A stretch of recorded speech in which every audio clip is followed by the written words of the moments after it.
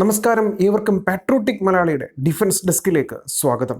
June 27 രാവിലെ 5 മിനിറ്റിനുള്ളിലുണ്ടായ 2 സ്ഫോടനങ്ങൾ ജമ്മുവിലെ എയർഫോഴ്സ് സ്റ്റേഷനിലെ ഉയർന്ന സുരക്ഷാ സാങ്കേതിക മേഖലയെ പിടിച്ചു കുലുക്കിയിരിക്കുകയാണ്. ഏതെങ്കിലും ഉദ്യോഗസ്ഥർക്ക് പരിക്കോ ഉപകരണങ്ങൾക്ക് കേടുപാടുകളോ സംഭവിച്ചിട്ടില്ലെന്ന് പ്രതിരോധ വൃത്തങ്ങൾ ഔദ്യോഗിക പ്രസ്താവനയിൽ പറയുന്നുണ്ട്.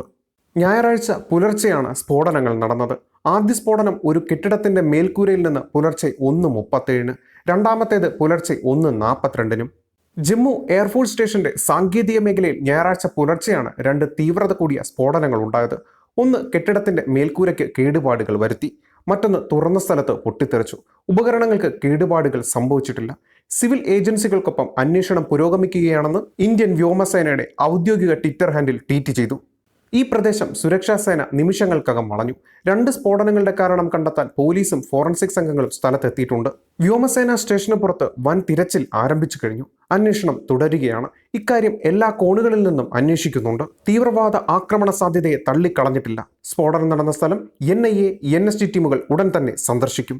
എയർപോർട്ടിന്റെ ഉയർന്ന സുരക്ഷാ മേഖലയ്ക്കുള്ളിൽ ഒരു IED പേലോഡ് ഉപേക്ഷിക്കാൻ ഡ്രോൺ ഉപയോഗിച്ചിട്ടുണ്ടോ എന്ന് സുരക്ഷാ ഏജൻസികൾ പരിശോധിക്കുന്നുണ്ട്. വ്യോമസേന സ്റ്റേഷനിൽ നിന്ന് 14 കിലോമീറ്റർ അകലെയാണ് അതിർത്തി.